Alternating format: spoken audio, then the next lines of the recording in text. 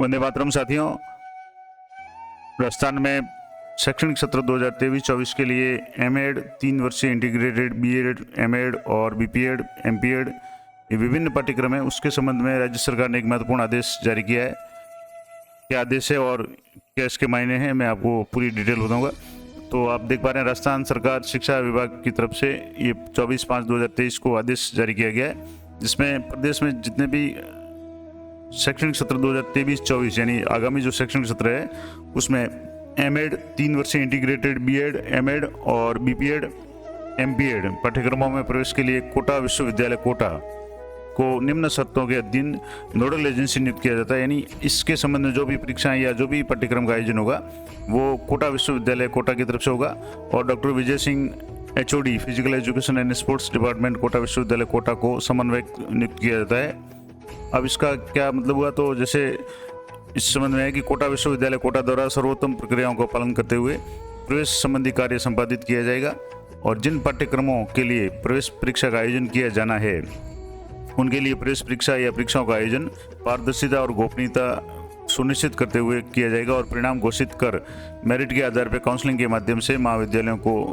अभ्यर्थियों का आवंटन किया जाएगा। यानी ये जो पाठ्यक्रम है, तीन जैसे एमएड है 3 वर्षीय इंटीग्रेटेड बीएड, एमएड है, बीपीएड और एमपीएड,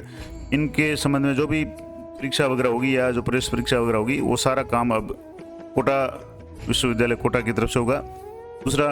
कोटा विश्वविद्यालय कोटा द्वारा प्रवेश परीक्षाओं के संचालन हेतु एक समिति का गठन किया जाएगा जो ऑनलाइन आवेदन प्राप्त करना, आवेदन पत्र संधारित करना, परीक्षा आयोजित करना, परिणाम की घोषणा करना और कॉलेजों के आवंटन की प्रक्रिया सुनिश्चित करेगी।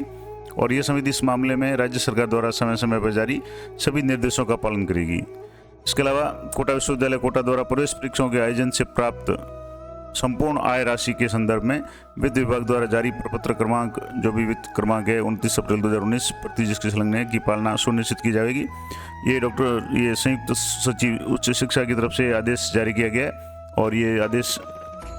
23/5 को यानी 2 दिन पहले ही जारी किया गया है। अब इसका मतलब हुआ कि जो भी एमएड या इससे संबंध में जो भी पाठ्यक्रम है, एमएड है 3 वर्ष इंटीग्रेटेड बीएड, एमएड, बीपीएड और एमपीएड के जो पाठ्यक्रम है उनके लिए प्रवेश परीक्षा वगैरह है वो कोटा विश्वविद्यालय कोटा की तरफ से आयोजित की जाएगी आगामी शैक्षणिक सत्र में। यानी इस परीक्षा को करने का जिम्मा है वो कोटा विश्वविद्यालय को दिया गया है। एक दूसरा आदेश और मैं आपको बता दूं, राजस्थान सरकार शिक्षा विभाग की तरफ से कि प्रदेश में 2023-24 और 24-25 इन जो शैक्षणिक सत्र है उनके लिए नवीन शिक्षक प्रशिक्षण प्रोग्राम प्रारंभ करने और वर्तमान में संचालित कॉलेजों की सीटों की संख्या में वृद्धि करने और आईटीईपी पाठ्यक्रम प्रारंभ करने के संबंध में राज्य सरकार की जो नीति है वो निम्नानुसार होगी। कार्यक्रम का नाम है MEd, BPEd, MPEd, ITEP pre primary to primary और ITEP upper primary to secondary, BEd only for government institutions और बीएड एमएड एकीकृत 3 वर्षीय प्रोग्राम और बीएड एमएड एकीकृत 3 वर्षीय प्रोग्राम, इन सभी के लिए सत्र 2023-24 और 24-25 हेतु अनापत्ति या अनुशंसाएं प्रदान की जाएगी। यानी इनके लिए जो भी अनापत्ति या अनुशंसा है वो जारी की जाएगी। इसके अलावा बीएलएडी यानी बैचलर ऑफ एजुकेशन, बीएड और जो थ्रू ओल्ड मोड जो पुराने पैटर्न से हो रही है और BEd part 3 programme of 3 years duration और बीए बीएड या बीएससी बीएड एकीकृत 4 वर्षीय जो इंटीग्रेटेड प्रोग्राम है इनके लिए 2023-24 और 24-25 हेतु नवीन प्रोग्राम या कोर्स प्रारंभ करने हेतु अनापत्ति या अनुशंसाएं प्रदान नहीं की जाएगी। यानी इसके लिए अब नए कोई भी अनुशंसा या अनापत्ति है वो जारी नहीं की जाएगी। किस किस के लिए? इंटीग्रेटेड बीएड के लिए या बीएड पार्ट 3 प्रोग्राम 3 साल के जो बीएड के लिए या बीएड जो पुरानी स्कीम है और बैचलर ऑफ एजुकेशन के लिए। इसके अलावा पूर्व में संचालित शिक्षण प्रशिक्षण प्रोग्राम, कोर्स या महाविद्यालयों में सीटों की संख्या में वृद्धि करने हेतु अनापत्ति या अनुशंसा पत्र 2023-24 और 24-25 के लिए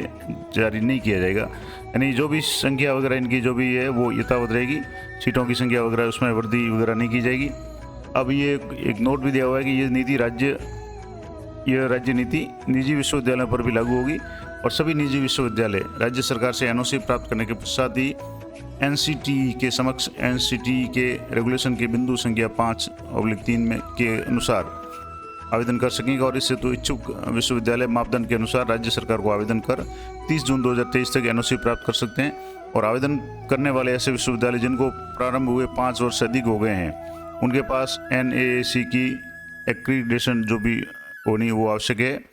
और इसके अलावा एक और इम्पोर्टेंट कुछ बातें हैं कि किसी तहसील में जहाँ पहले से शिक्षण प्रशिक्षण पाठ्यक्रम संचालित हो रहा है, वहाँ अन्य किसी तहसील से शिक्षण प्रशिक्षण पाठ्यक्रम संचालित करने वाले महाविद्यालयों को कैंपस शिफ्ट करने की अनुमति नहीं दी जाएगी।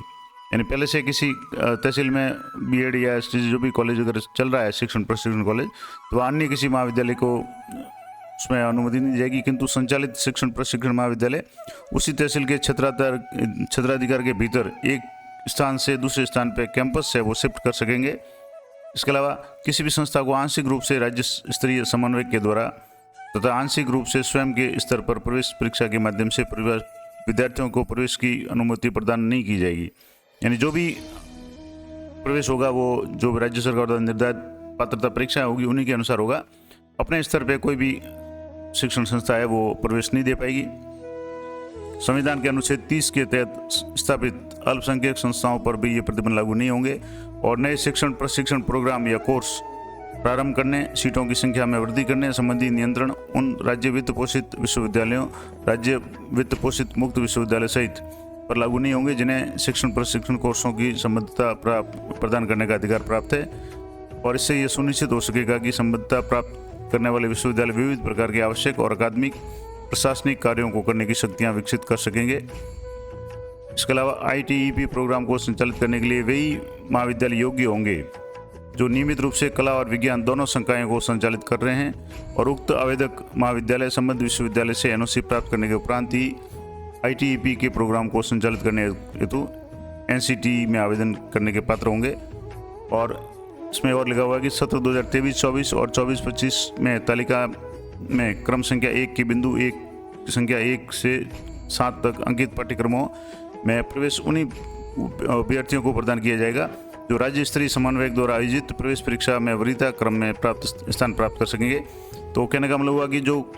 विश्वविद्यालय या कॉलेजों की तरफ से जो सीटें होती थी जिनमें वो अपने स्तर पे प्रवेश दे सकते थे वो अब नहीं होगा। ये जितने भी पाठ्यक्रम दिए हुए हैं उन सभी में प्रवेश है वो प्रवेश परीक्षा के माध्यम से होगा। और इस अगले 2023-24 जो भी सत्र है उसके लिए इन पाठ्यक्रमों यानी MAd है, BPAd है, MPAd है, इन सभी के लिए जो भी परीक्षा है वो आयोजित करवाने का जो भी कार्य है वो कोटा विश्वविद्यालय कोटा को दिया गया है। इसके अलावा एक तीसरी जो इम्पोर्टेंट अपडेट थी, हालांकि ये एग्ज़ाम भी हो चुका है, फिर भी इसमें आपको एक थोड़ा सा जानकारी दे दूँ कि जैसे PTT के संबंध में था कि प्रदेश में शैक्षणिक सत्र 2023-24 जो भी अभी जैसे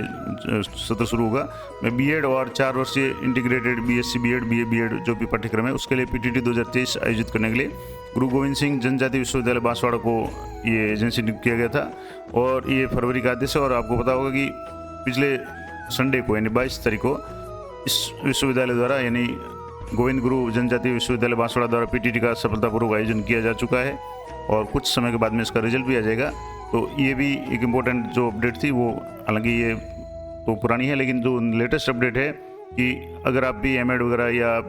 BPAd वगैरह करना चाहते हैं तो इसके लिए राज्य सरकार का आदेश है कि ये सारा जो प्रोग्राम है वो कोटा विश्वविद्यालय कोटा की तरफ से आयोजित होगा, उसको नोडल एजेंसी नियुक्त किया गया है। इस तरह के अपडेट के लिए चैनल पर बने रहें। मिलते हैं नेक्स्ट वीडियो में, तब तक जय हिंद जय भारत।